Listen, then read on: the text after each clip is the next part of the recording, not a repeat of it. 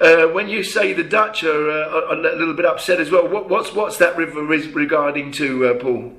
Well, for the last 3 years, the Japanese have been putting pressure on the Netherlands to remove our flag, and there's always some sort of initiative to get rid of our flag in the Netherlands. And fortunately, in the Netherlands, Dutch law makes it it's very good for the protection of vessels and their flags. The Dutch government really doesn't have the authority to take a Dutch flag off of a Dutch ship, but they're trying to pass special legislation to give them the authority to do that. So it's actually undermining the rights of Dutch citizens, this Japanese pressure on the Netherlands.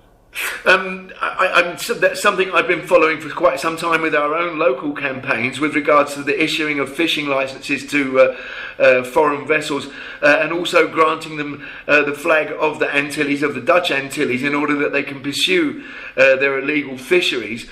It would seem to me that they're sort of playing a little bit of favouritism here, because they're certainly not withdrawing any flags or even suggesting that they should withdraw flags from other international fishing vessels.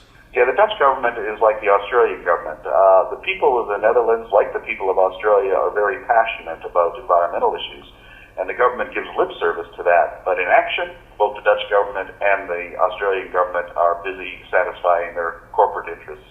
And that's pretty much true of every country, really, so they're not that unusual.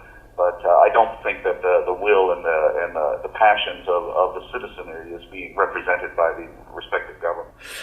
Paul, I watched an archive video. In fact, we played it last Sunday when we were unable to get contact with you on the programme.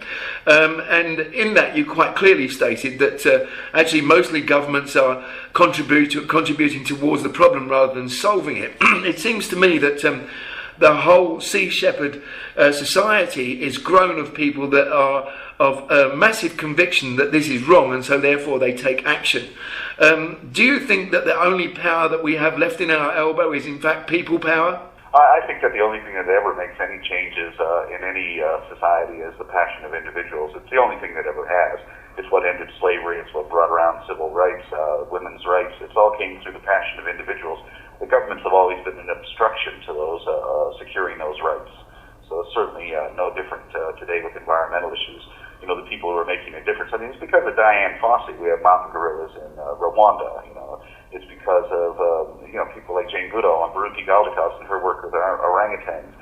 These are the people who are making the difference. The governments, they're just being obstructionists of anybody who's trying to make a difference.